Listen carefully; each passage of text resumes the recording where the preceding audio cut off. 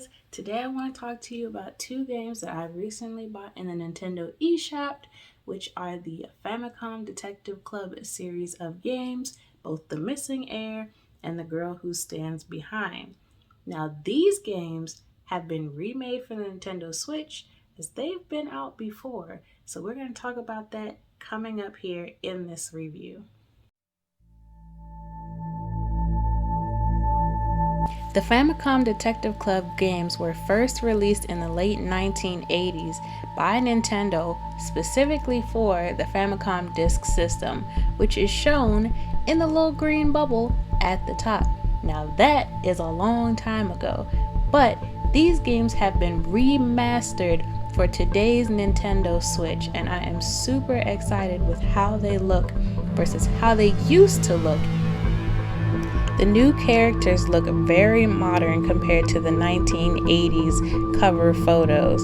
So if you didn't see those in the beginning, I'll be showing you more of the gameplay footage and you can see just how different they are.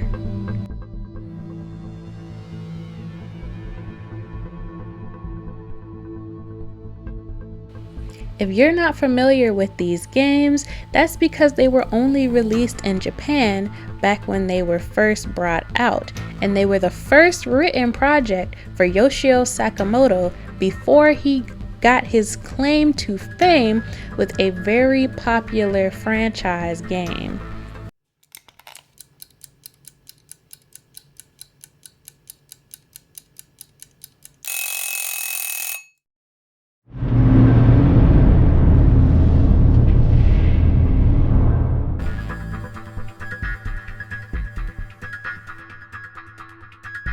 Towards the beginning of each of the games in the series, you get to pick your own character's name.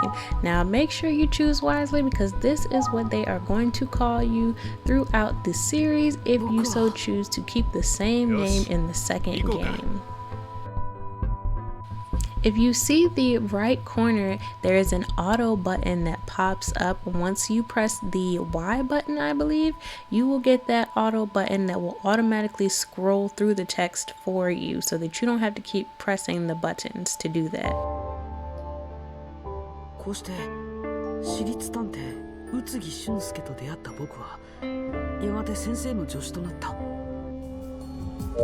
To interact with suspects and helpful witnesses, you get a list of options that you can choose from, different areas that you can go to using the travel button. You can show, you can think, you can clear your thoughts and just try to get through the investigation by using all of these different options. So make sure that you use these in whatever order you feel necessary to get through the game. ひとみちゃんが捨てたマッチだ。ショットバー3ほら。007-123。お電話。ええ、どうぞ。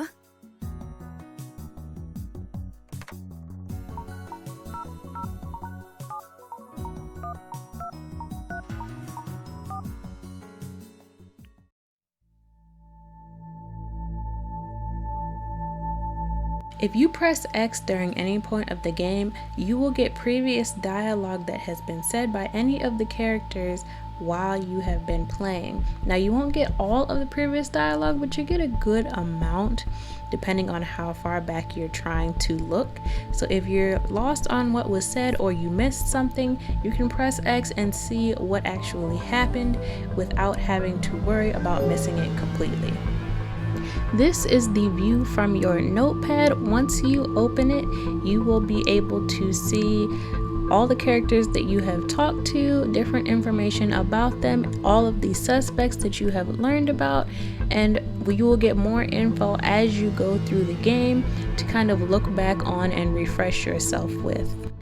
Now there are 3 things I want you to consider when thinking about this game and whether or not you want to buy it.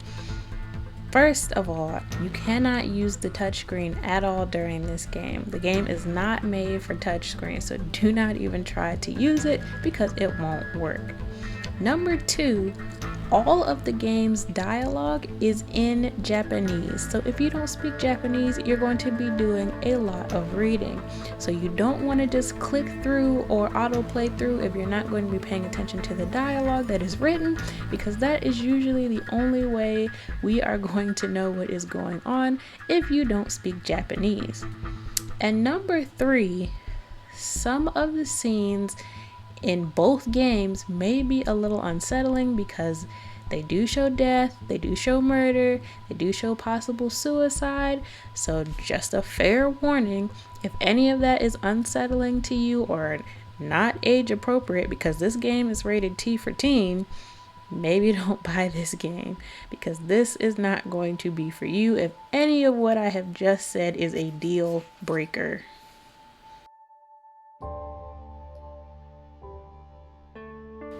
Before we get to the recommendation I want to tell you guys what I loved about this game. And the first thing I really loved about this game is the storylines. Both of the game's stories had me absolutely hooked, and I never quite knew what was going to happen next, even when I really thought I knew who was the murderer or who was going to be my next suspect. There were always twists and turns in the game to let you know that there is more ahead than what you think is coming.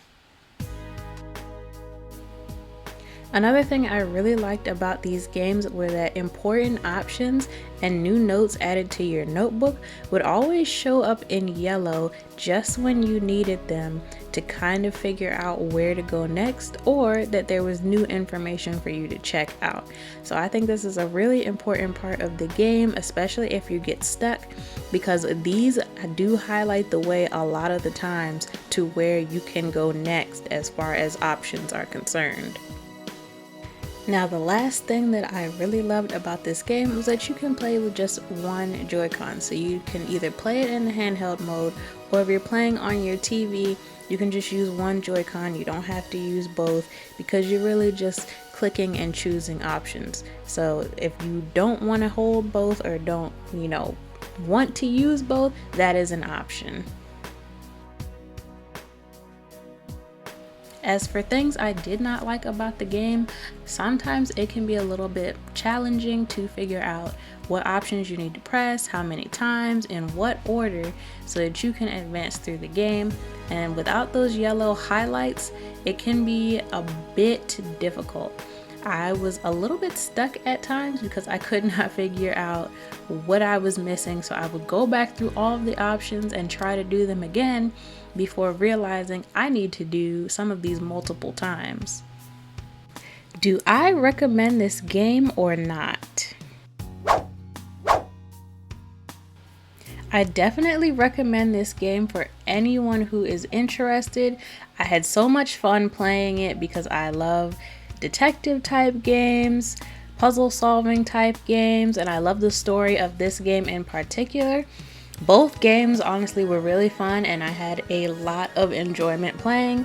You get a lot of story out of this, so you definitely can play this game for a while and get your money's worth. Now, if you're not a teen, at least maybe don't play this game until you get to that age because of some of the things that I mentioned before. But overall, I think it's a good game, and most anyone can play it as long as you're in the right age category. So if you liked this game and you think you might want to play it, let me know down in the comments what you really think and if you plan to play this game, because I would love to see that. Did you like this game review? Want to see more game reviews from me? Then don't forget to subscribe to my channel, like this video, and leave me any comments that you had, and I will get back to you. Thanks again for watching. I will see you guys in the next video.